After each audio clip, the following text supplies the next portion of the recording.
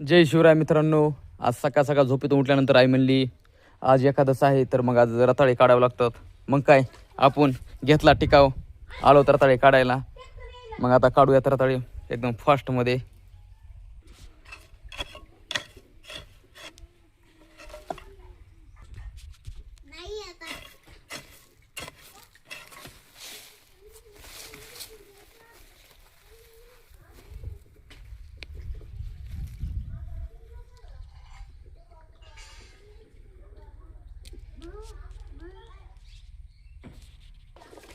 मग काय आता आपले रताळे काढून झालेले आहेत.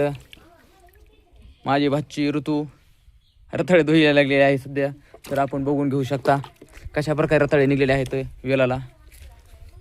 वागा झाली की धुवायची? नाही झाली. आपण घरीच वेल लावलेला होता दारामध्ये, तुम्ही बघून घेऊ शकता. मग काय एकादशीचं नंबर 1 नियोजन झालेलं आहे. अजून वेल भरपूर वेल अजून प्रमाणात आहे. नंतर आता हे कधी काढूत. धन्यवाद. जय शिवराय.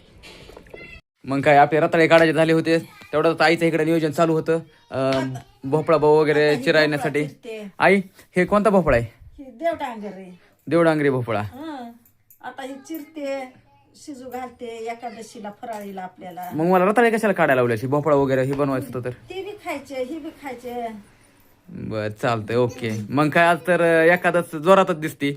भोपळा शाबू भिजू घातला असेल. शाबू पण अजून बिजू वा. घातला, आता भगर दळून आणते. आणि मग एकादश आहे का नुसतं खायची एकादश आहे. तर सर्वांना एकादशीच्या खूप खूप शुभेच्छा. तुम्ही बघू शकता मगाशी आपण रताळे काढलेले. तर सगळं आता तयार आहे कसं सज्ज एकदम. भोपळा प्लस रताळे प्लस शाबू. खायला मग काय आज एकादश आपली एकदम जोरात आहे.